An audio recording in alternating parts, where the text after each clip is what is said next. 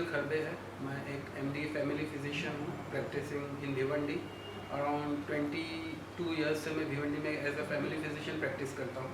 और apart from my practice as a family physician, मैं एक एनिमल लवर भी हूँ, स्पेशली हॉर्स लवर। सो मेरा एक स्टड फार्म है खुद का, जहाँ पे मेरे हॉर्सेस हैं और मैं घोड़े राइड भी करता हूँ। अनफॉर्चुनेटली मैं एक इवेंट में गया था लोनावला मेरे फैमिली के साथ में।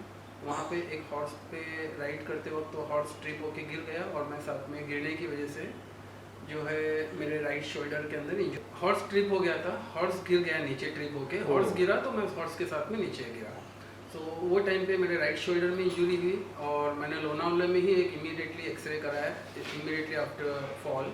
सो उसके अंदर मुझे पता चल गया कि मेरा जो एसी जॉइंट है ये डिसलोकेट हो गया है और एक्रोमियो क्लेविकुलर लिगामेंट्स जो है और ये रप्चर्ड थे, क्योंकि ऑन एक्सरे इजीली क्लियरली दिख रहा था कि क्लेविकल बोन अपनी पोजीशन से काफ़ी ऊपर शिफ्ट हो गया था। सो वहीं से मैंने, मेरे एक फ्रेंड है मुंबई में जो एक सर्जन है, उनको कॉल किया और उनके थ्रू मैंने एक reconstruction surgeon, shoulder reconstruction surgeon जो है, उनका अपॉइंटमेंट साउथ मुंबई के हॉस्पिटल में लेके वहाँ पे जाके मैं एडमिट हो गया immediately on the day of surgery.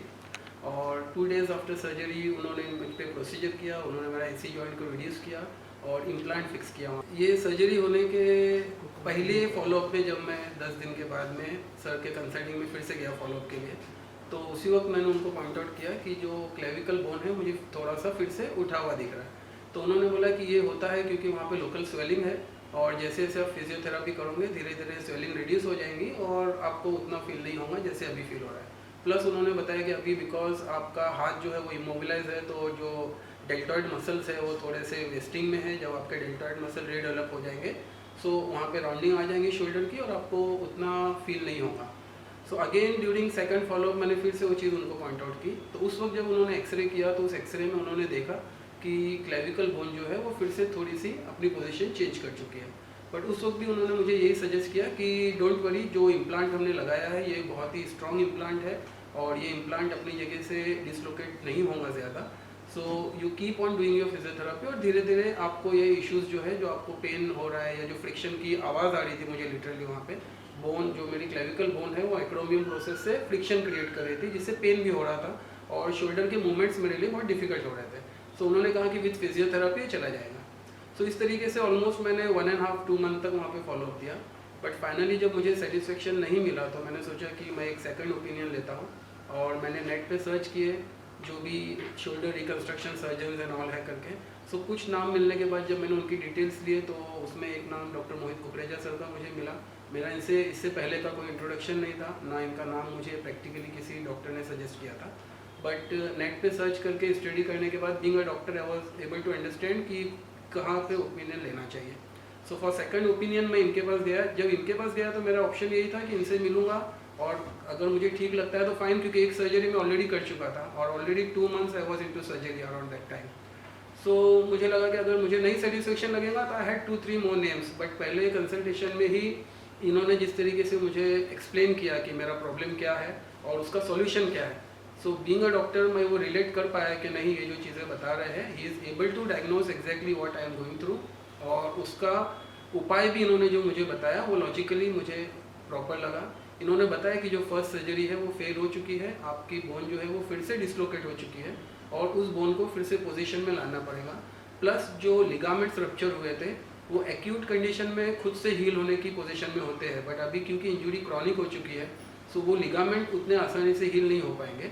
सो इन्होंने मुझे बताया कि हम लोग एक लेग से आपका हैमस्ट्रिंग ग्राफ लेके, टेंडन लेके, उससे आपकी जो बोन है उसको टाई करके प्रॉपर पोजीशन में लेके आएंगे। सो फाइनली इनसे कंसल्ट करके, हॉस्पिटल मैनेजमेंट वगैरह से कंसल्ट करने के बाद then I went ahead with my surgery और इन्होंने सर्जरी हुई। He was always very cooperative to me throughout the process और हर स्टेप पे मुझे बताते थे कि भाई इस तरीके से करना है, अभी इस वक्त हमने जो प्रोसीजर किया वो ये स्टेज में है, अभी आपको इस लेवल की फिजियोथेरापी करनी है। तो स्टेप वाइज हम लोगों ने धीरे धीरे फिजियोथेरापी स्टार्ट की। वुंड को हील होने के लिए पूरा वक्त दिया हमने कि वुंड जो इन्होंने सर्जरी की, क्योंकि एक ही जगह पे सेकंड सर्जरी थी तो lot of tissue damage and scarring वहाँ पे था ऑलरेडी। सो उसको हील होने तक इन्होंने वुंड को इमोबिलाइज ही रखा और उसके बाद फिजियोथेरापी की। And overall the end result after around 3.5-4 month of surgery I think it's very satisfactory and I am thankful to doctor Mohit for his expertise कि मेरा एक ही एम था कि मेरा जो पैशन है वो मुझसे ना टूटे, plus it is my right hand, तो मेरा वर्किंग हैंड है। सो पूरी जितने भी हमारे काम है, आप जानते हो कि working hand is one of the most important factor, और हाथ की बात है। सो अगेन उसको प्रॉपर मोमेंट में लाना, और moment without pain is again very important. ऐसा नहीं कि सिर्फ मोमेंट आ गया, but without pain and with a comfort कि हम हमारे नॉर्मल रूटीन्स कर पाए।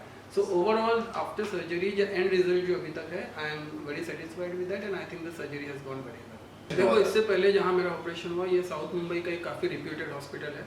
जो डॉक्टर ने मेरी सर्जरी की वो भी एक काफ़ी रिप्यूटेड रिकन्स्ट्रक्शन सर्जन है, जो मोस्टली शोल्डर के ही ऑपरेशंस करते हैं। और हॉस्पिटल की में मुझे कोई भी इशू नहीं आया, हॉस्पिटल वाज वेरी गुड, वहाँ हॉस्पिटल फैसिलिटी से मुझे कोई भी इशू नहीं था। सेकंड थिंग, डॉक्टर ने भी जो मुझे सजेस्ट किया था, वहाँ पे भी जो फर्स्ट सर्जरी डॉक्टर ने मुझे सजेस्ट की थी, उस सिचुएशन के हिसाब से वो फर्स्ट सर्जरी भी सही प्रोसीजर था जो उन्होंने मुझे सजेस्ट किया था। और एज अ डॉक्टर मैं जानता था कि वो जो सजेस्ट कर रहे हैं that is the best option ही इज़ गिविंग मी। सो उन्होंने एक अच्छा आर्थ्रेक्स का इम्पोर्टेड इम्प्लांट मंगा के वहाँ पे उन्होंने इम्प्लांट फिक्स किया, डॉग बोन बटन करके बोलते हैं उसको, जो टाइट रोप से टाई होता है। उसमें कोरोकॉइड प्रोसेस के नीचे एक बटन होता है इम्प्लांट का, एक क्लेविकल के अंदर ड्रिल करके एक बटन ऊपर रखते हैं, और बीच में से रोप टाइट करके क्लेविकल को अपनी प्रॉपर पोजीशन में लेके आते हैं। So the surgery he suggested was also very good. Only thing is कि जो रोप टाई करनी होती है, दैट इज अ फैक्टर जो डॉक्टर के हाथ से किया जाता है। वो कोई स्क्रू सिस्टम नहीं था कि आपने स्क्रू टाइट किया और स्क्रू पोजीशन में रहेगा। ये एक रोप होती है जिसको आपको नॉट से टाई करना पड़ता है। प्रोबेबली वो नॉट जो टाई किया था उन्होंने, वो टाई प्रॉपर टाइट नहीं हो पाया था, जिसकी वजह से वो नॉट स्लिप होकर खुल गई और इम्प्लांट अपनी जगह से हिलने की वजह से बोन फिर से डिसलोकेट हो गई। सो सर्जरी जो सजेस्ट किए थे वो भी सही थी, doctor was also authorise. Only thing एक एरर वहाँ पे जो हुआ कि नॉट प्रॉपर टाई नहीं किया था। सो यस, हम बोल सकते हैं कि डॉक्टर की तरफ से नेग्लिजेंस था। इसको लेके मैंने मेरी पूरी रिपोर्ट्स हॉस्पिटल में ईमेल किया था कि मैं आपके पास एडमिट हुआ था, ये सर्जरी हुई है, मेरे ये 4-5 फॉलोअप है पोस्ट सर्जरी, और डॉक्टर को मैं ये पॉइंट बता रहा था कि मुझे बोन डिसलोकेट लग रही है, बट उन्होंने कहा कि फिजियोथेरेपी से करेक्ट हो जाएगा। उन्होंने वो एक्सेप्ट नहीं किया उसको इमीडिएटली कि बोन डिसलोकेटेड है।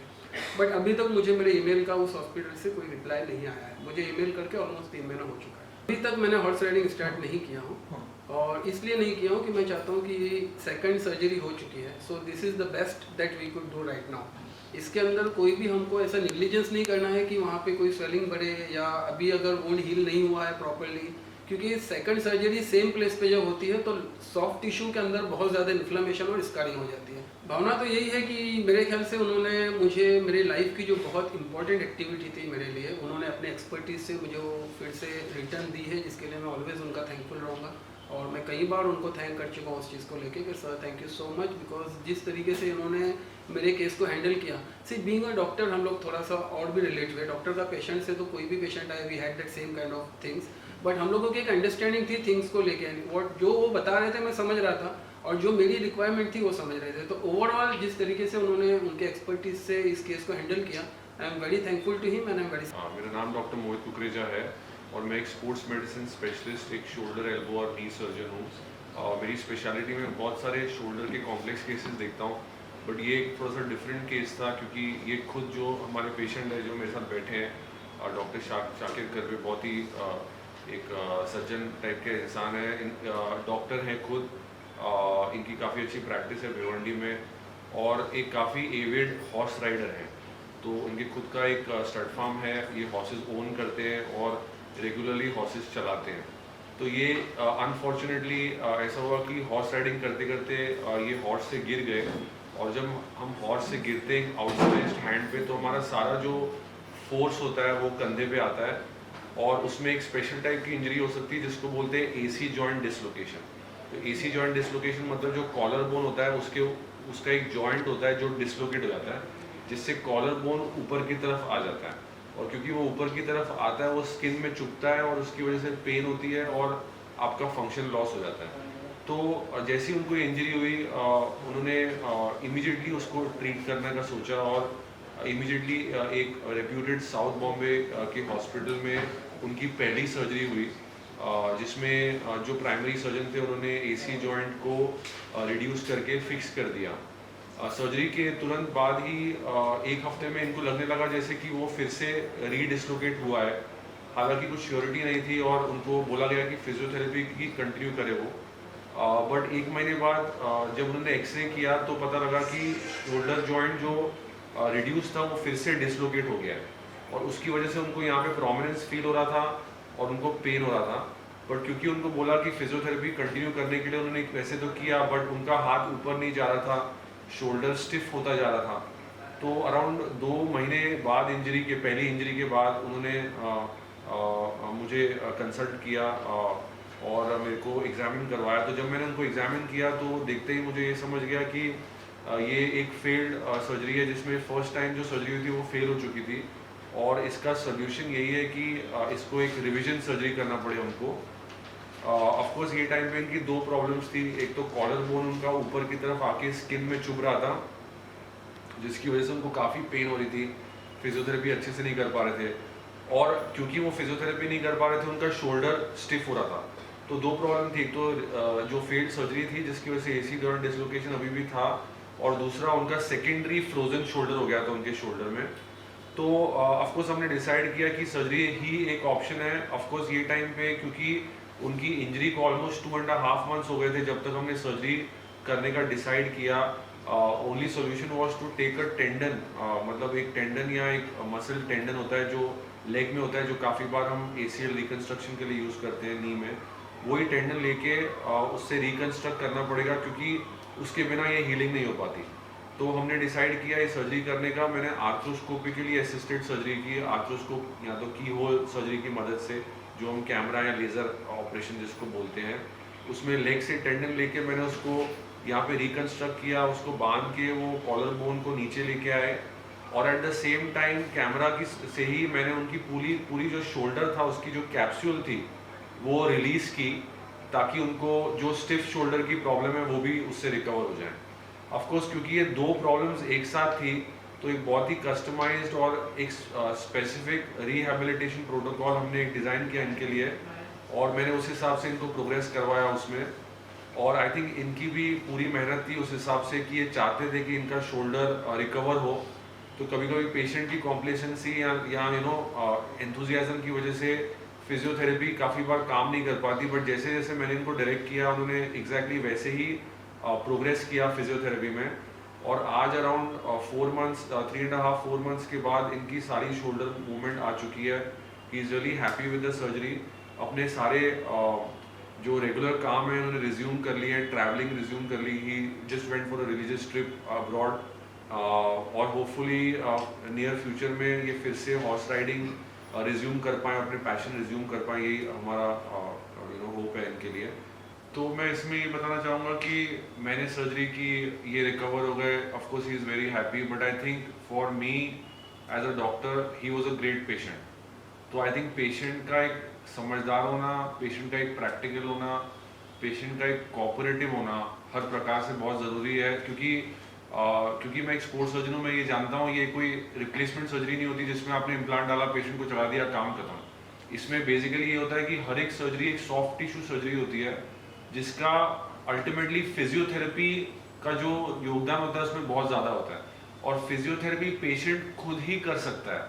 तो ये ऐसी टाइप की सर्जरीज होती है जिसमें पेशेंट की पार्टिसिपेशन, पेशेंट का एंथुजियाज्म, पेशेंट खुद एनकरेज रहे, उसको रिजल्ट को लाने में वो बहुत ज़रूरी होता है। तो ऑफकोर्स मैं पेशेंट को एट 2 वीक्स, 4 वीक्स, 6 वीक्स देखता हूँ, हमेशा एट 3 मंथ्स भी देखता हूँ। बट मैं वो टाइम में मिल के पेशेंट को बता सकता हूँ कि आप सही हैं कि नहीं है और क्या चीज़ डेफिशिएंट है। बट अल्टीमेटली उसको फॉलो करना और उसको प्रोपेगेट करना पेशेंट के हाथ में होता है। तो I think he was an excellent patient in that way. बहुत प्रैक्टिकल थे और बहुत समझदारी से उन्होंने चीज़ को लिया। जब मैंने उनको समझाया भी, ऑफकोर्स उनको मतलब मेरी बात सुन के ठीक लगा क्योंकि उनको पता था कि ये चीज़ से निकलना ज़रूरी है, जल्दी से जल्दी निकलना ज़रूरी है और जो सोल्यूशन मैं सजेस्ट कर रहा हूँ वो सही है। एट द सेम टाइम मैं ये भी ऐड करना चाहूँगा कि now he is almost like 4 months from the surgery, तो 4 महीने हो चुके हैं। कोई भी स्पोर्ट्स इंजरी और कोई भी स्पोर्ट्स सर्जरी में रिटर्न टू स्पोर्ट्स जो होता है, चाहे जो भी स्पोर्ट्स आदमी खेले या फिर रिटर्न होना चाहे, usually it's about 5 to 6 months. So of course we are giving him time for strengthening right now, और स्ट्रेंथनिंग के बाद स्पोर्ट्स रिलेटेड रिटर्न बहुत ज़रूरी होता है। उसके लिए भी मैं इनको हॉर्स राइडिंग के लिए इनको अलग से एक कस्टमाइज तरीके से रिटर्न करूँगा। तो I think hopefully by God's grace हम वो भी अचीव कर पाएंगे। हाँ, तो क्योंकि ये सेकंड सर्जरी थी तो चैलेंज था कि बहुत सारा स्कार टिश्यू था, बहुत सारा फाइब्रोसिस था, वहाँ पे काफ़ी इन्फ्लेमेशन थी, कॉलर बोन काफ़ी ऊपर थी और अपनी जगह से काफ़ी डिस्प्लेस थी। तो पहले का इम्प्लांट था अंदर जो मैं पार्शियली निकाल पाया, पार्शियली मैंने निकाला नहीं एक छोटा सा बटन, क्योंकि वहाँ पे डिग करके मेरे को जो वेसल्स, वाइटल वेसल्स के अराउंड मेरे को और कोई इंजरी नहीं करनी थी, तो हमने एक छोटा सा इम्प्लांट अंदर छोड़ दिया, बाकी सारा निकाल दिया। और स्कार टिश्यू इतना ज़्यादा था और फिर ऑब्वियसली जो फ्रोजन शोल्डर पार्ट था वो एक काफ़ी कॉम्प्लिकेट कर देता है सिचुएशन को, क्योंकि शोल्डर में यही होता है कि अगर रिजल्ट अच्छा ना हो या पेशेंट को पेन हो तो वो शोल्डर मूव नहीं कर पाता, और क्योंकि वो मूव नहीं कर पाता उसको फ्रोजन शोल्डर हो जाता है। तो वो भी हमने उसी टाइम ट्रीट करना था, but at the same time हमको ये डर था कि फिर से फ्रोजन शोल्डर ना हो जाए, क्योंकि हम उसको इमोबिलाइज रखेंगे ताकि लिगामेंट हील हो। तो ये दोनों चीज़ों को बैलेंस करना बहुत ज़रूरी था, और I think by God's grace हम कर पाए। हम कुछ कुछ चीज़ें प्लान करते हैं बट काफ़ी बार नहीं होता है, तो I think God willing we were able to do it.